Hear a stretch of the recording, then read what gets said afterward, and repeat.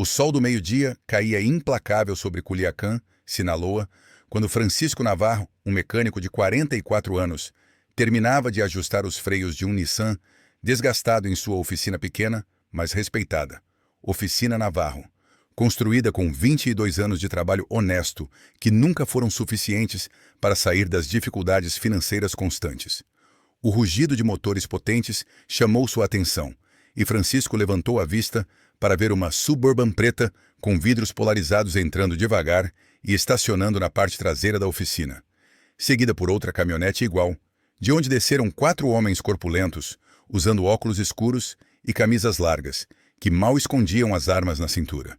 E por último, desceu um homem baixo, magro, de aparência comum, jeans simples e camisa xadrez desbotada, mas cuja presença fez o ar parecer mais denso e perigoso. "Boa tarde, mestre Francisco", disse o homem baixo, tirando os óculos lentamente, revelando olhos escuros e penetrantes. "Me disseram que você é o melhor mecânico de todo o Culiacán, que faz milagres com os motores." Francisco limpou as mãos, sujas de graxa, em um trapo velho, observando o homem sem reconhecê-lo completamente, mas sentindo um arrepio percorrer sua coluna pela forma como os seguranças se posicionaram estrategicamente, vigiando todas as direções. "Faça o que posso, senhor. Em que posso ajudar?" perguntou, tentando manter a voz firme. "Me chamo Joaquim", respondeu o homem com naturalidade desconcertante. "Mas meus parceiros me chamam de Chapo. Tenho um probleminha com meu carro e preciso que você, pessoalmente, revise. Ninguém mais pode tocar nele. Está entendendo?" O coração de Francisco deu um salto violento no peito, porque diante dele estava Joaquim El Chapo Guzmán, o narcotraficante mais poderoso e temido de todo o México, cujo nome era sussurrado com terror reverente em cada canto de Sinaloa. Francisco engoliu seco, tentando manter a compostura. "Claro que sim, senhor. Com muito prazer posso revisar agora mesmo." Um dos guarda-costas trouxe um Range Rover Sport negro reluzente, completamente fora do padrão dos carros que Francisco normalmente consertava. E ele começou a examinar o motor meticulosamente, enquanto o Chapo observava cada movimento com atenção de especialista. Depois de uma inspeção detalhada, Francisco identificou uma falha complexa no sistema de injeção eletrônica e problemas sérios na bomba de alta pressão do combustível. "Posso consertar, Sr. Chapo", explicou Francisco cuidadosamente. "Mas vou precisar de peças especiais que vêm dos Estados Unidos. Vai me levar uma semana para conseguir tudo e fazer o trabalho completo." O Chapo acenou indiferente. "O dinheiro não é problema nenhum, mestre. Quero que fique perfeito, como novo de fábrica."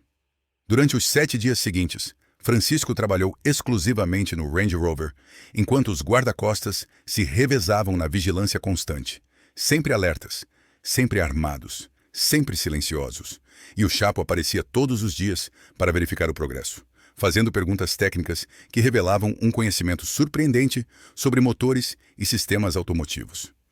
Em uma dessas visitas inesperadas, o Chapo notou uma fotografia emoldurada em cima da bancada de trabalho de Francisco, mostrando uma menina bonita de 11 anos, com um sorriso luminoso. "Sua filha?" perguntou o Chapo, pegando o porta-retratos. Francisco sentiu um nó na garganta. "Valentina tem leucemia avançada", respondeu, sem conseguir esconder a dor na voz, imediatamente se arrependendo de ter compartilhado algo tão pessoal com o homem mais perigoso do México.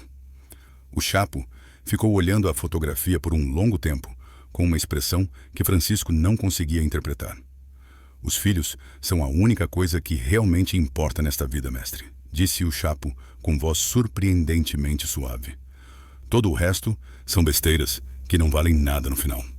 Quando o trabalho no Range Rover ficou impecável, cada sistema funcionando perfeitamente, o motor ronroneando suavemente, como se fosse novo, o Chapo deu uma volta de teste pelas ruas de Culiacán e retornou visivelmente satisfeito com o resultado.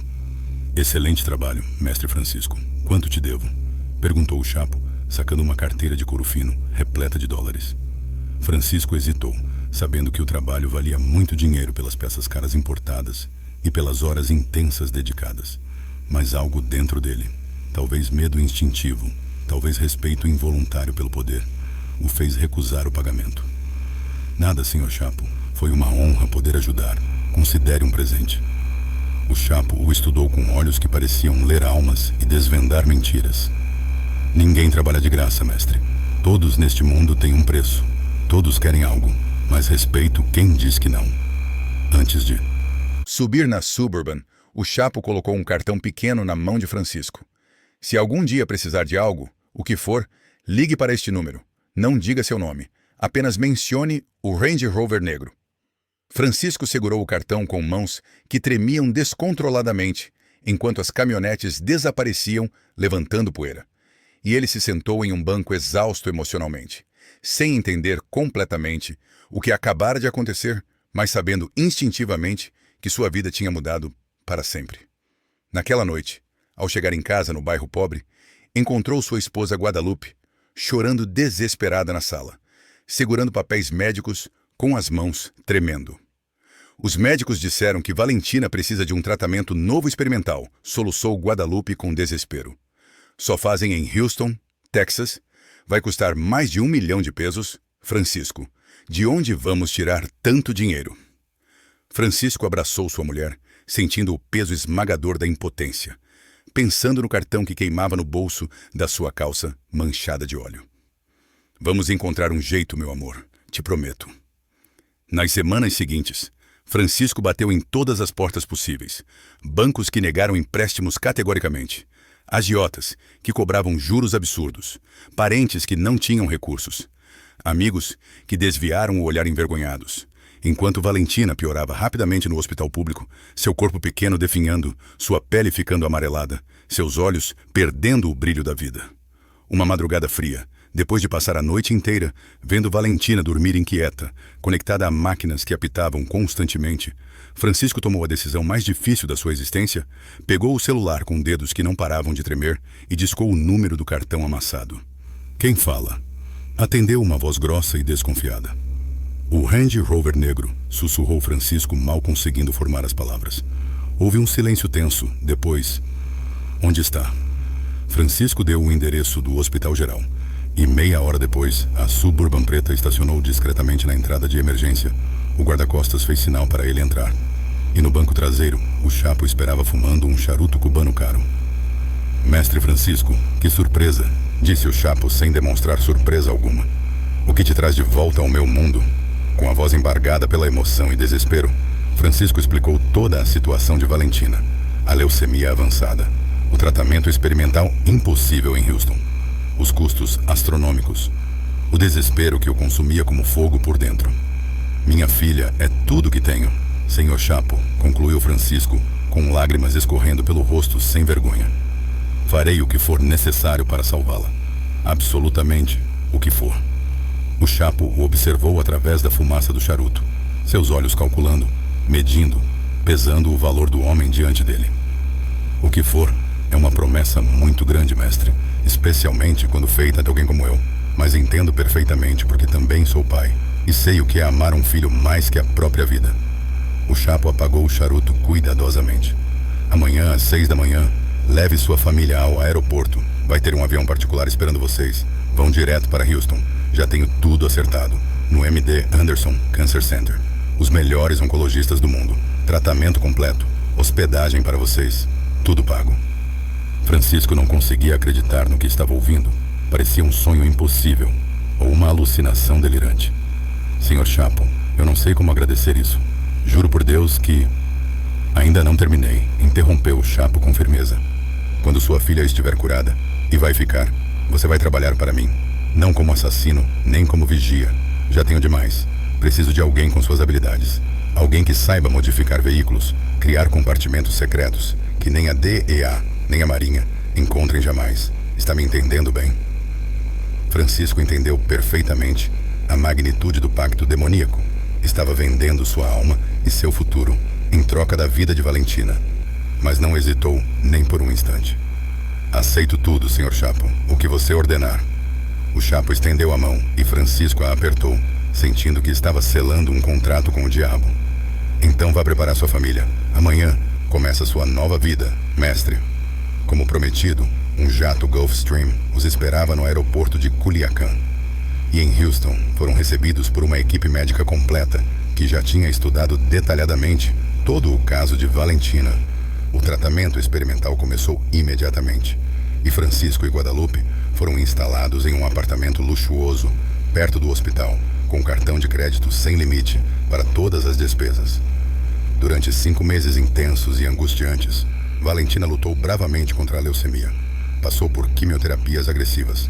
Teve complicações severas que quase a levaram 2 vezes, mas lentamente começou a responder ao tratamento. Seu cabelo começou a crescer novamente.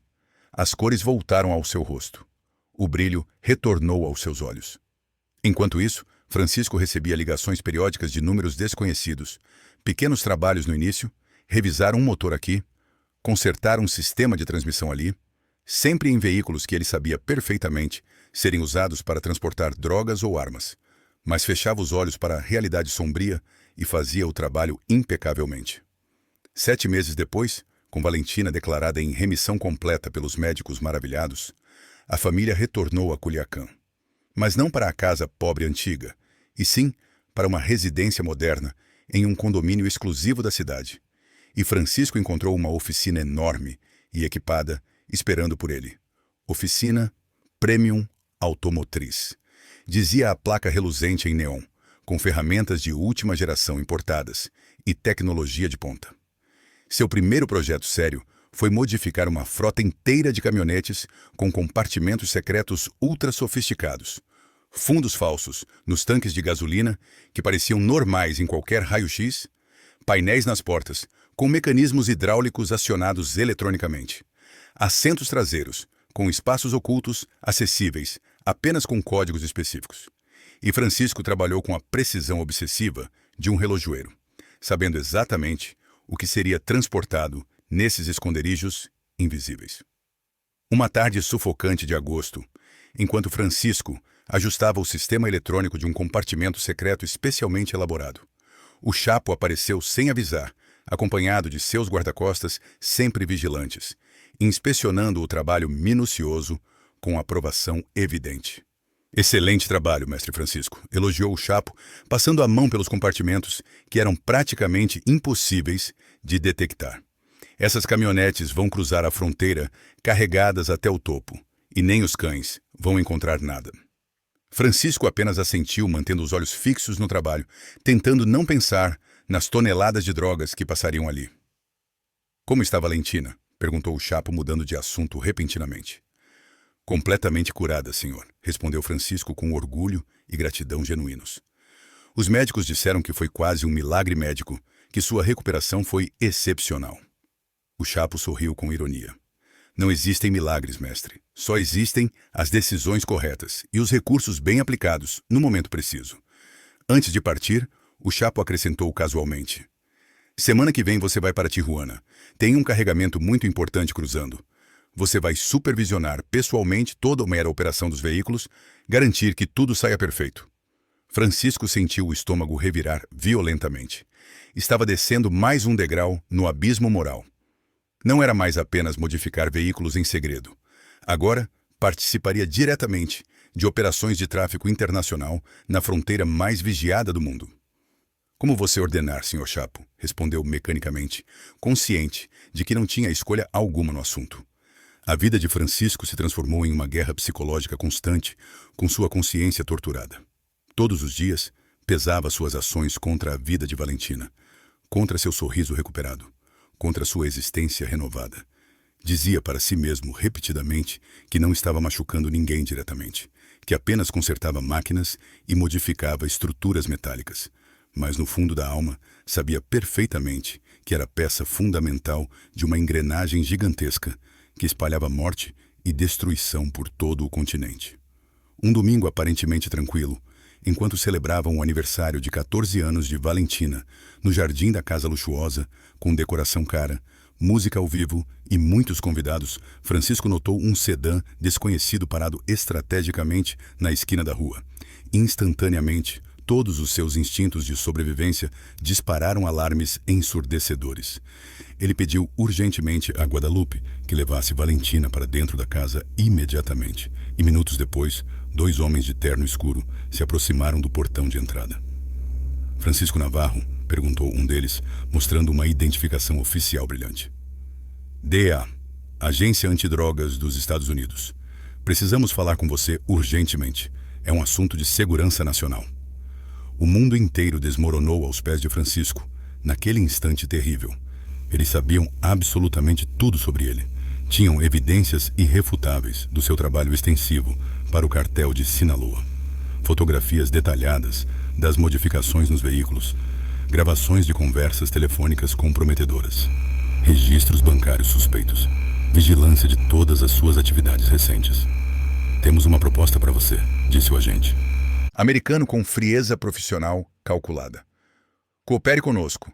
Nos ajude a capturar Joaquim Guzmán El Chapo e garantimos proteção total para você e toda a sua família.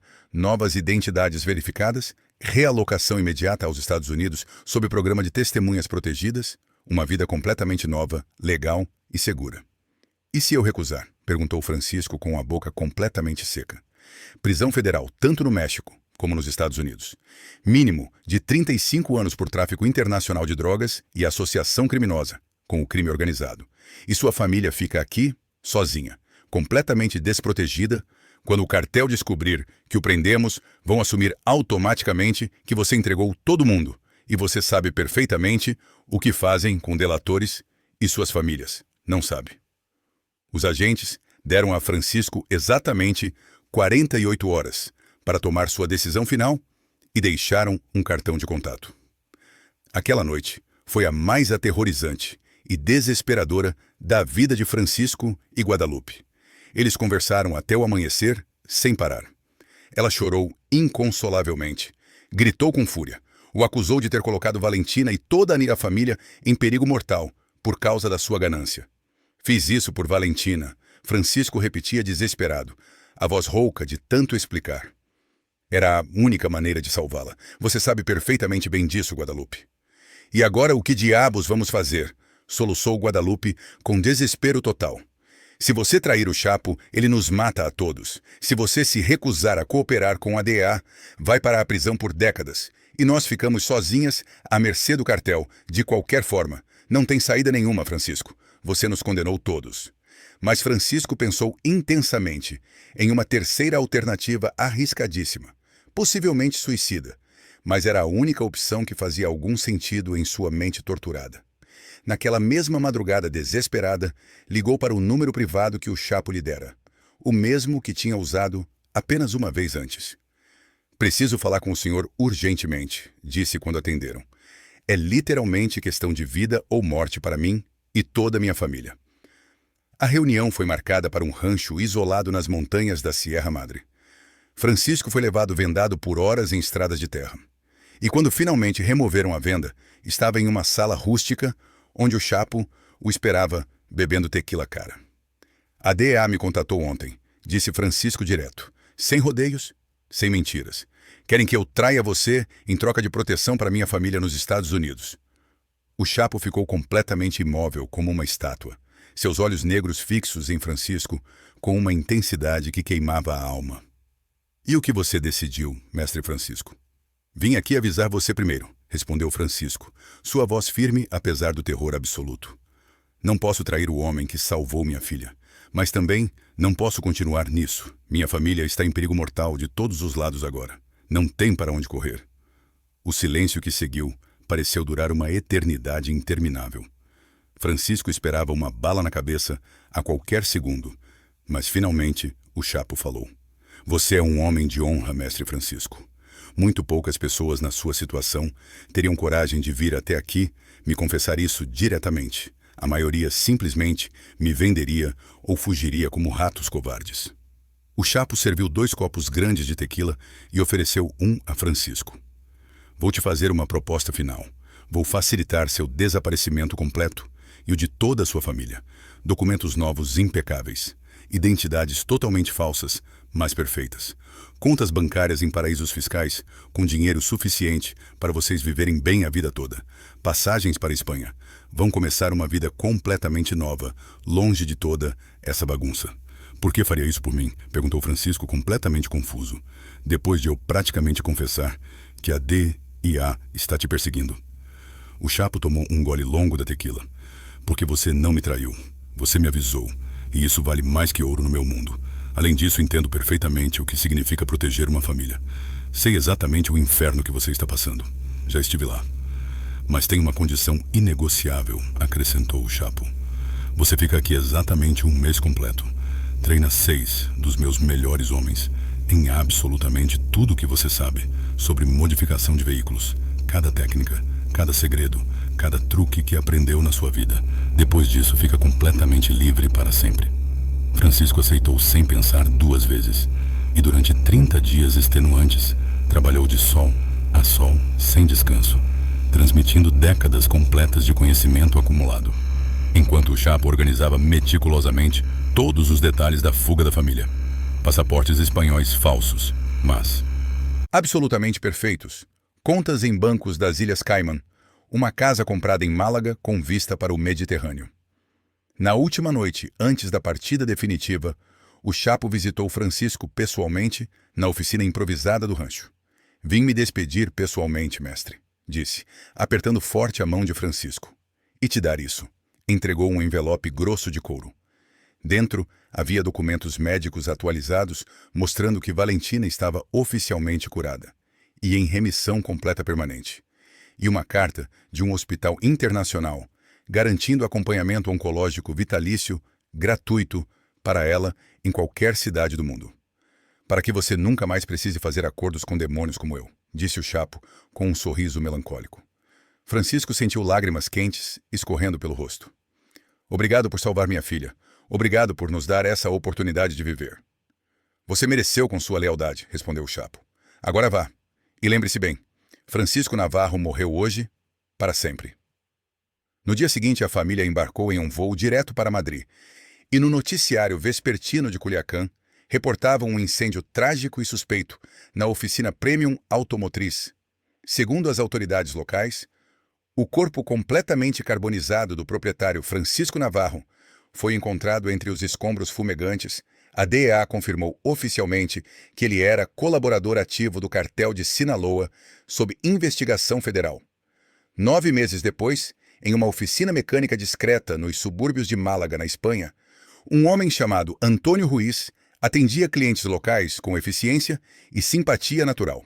Sua esposa Maria gerenciava toda a parte administrativa e financeira, enquanto a filha Sofia, completamente recuperada e radiante de saúde, estudava em uma escola espanhola e já falava com sotaque andaluz perfeito.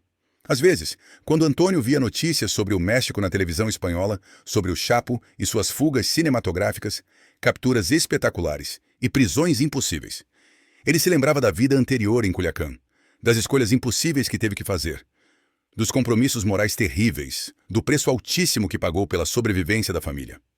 Uma tarde chuvosa, típica de inverno, um cliente novo apareceu inesperadamente. Um empresário mexicano elegante, com um Mercedes-Benz, que fazia ruídos estranhos no motor. E enquanto Antônio trabalhava concentrado, o homem comentou casualmente: "Sua técnica me lembra muito um mecânico que conheci em Culiacán. Um verdadeiro mestre do ofício. Pena o que aconteceu com o coitado." Antônio se enrijeceu momentaneamente, mas manteve o rosto completamente neutro. "Bons mecânicos tem em todas as partes do mundo, senhor." Quando o serviço ficou pronto, o cliente pagou generosamente em dinheiro. E Antônio percebeu um cartão pequeno, escondido entre as notas, com um escorpião dourado, gravado elegantemente, o símbolo inconfundível e aterrorizante do cartel de Sinaloa. "Seu segredo está protegido para sempre", murmurou o homem antes de partir calmamente. O Chapo nunca esquece os homens leais.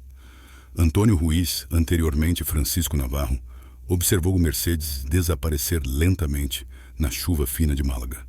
Pegou o cartão ameaçador e o queimou completamente num cinzeiro velho. Então olhou para Sofia, que estudava feliz e despreocupada num canto aconchegante da oficina. Tinha pagado um preço terrível e impagável por aquele sorriso inocente. Comprometeu todos os seus princípios morais. Envolveu-se indiretamente com violência e morte em escala industrial. Mas vendo sua filha viva, saudável, feliz e com futuro, se perguntava honestamente todos os dias se qualquer pai no mundo não teria feito exatamente o mesmo, sem hesitar. A vida continuava com sua mistura estranha e contraditória de culpa profunda e gratidão infinita. Antônio sabia perfeitamente que nunca estaria completamente livre do passado sombrio, que a sombra longa do Chapo o seguiria sempre invisível, como um fantasma. Mas tinha conquistado algo que simplesmente não tem preço. Uma segunda chance real para sua família amada.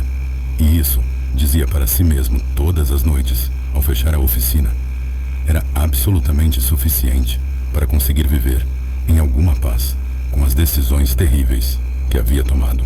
Neste mundo imperfeito e cruel, onde as linhas entre certo e errado se dissolvem completamente diante do desespero absoluto de um pai, ele escolheu a única opção que seu coração quebrado conseguia aceitar.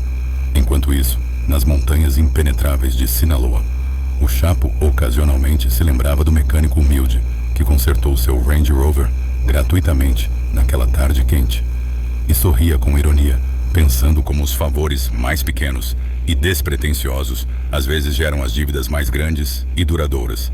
E no mundo dele, todas as dívidas sempre são pagas eventualmente para o bem ou para o mal.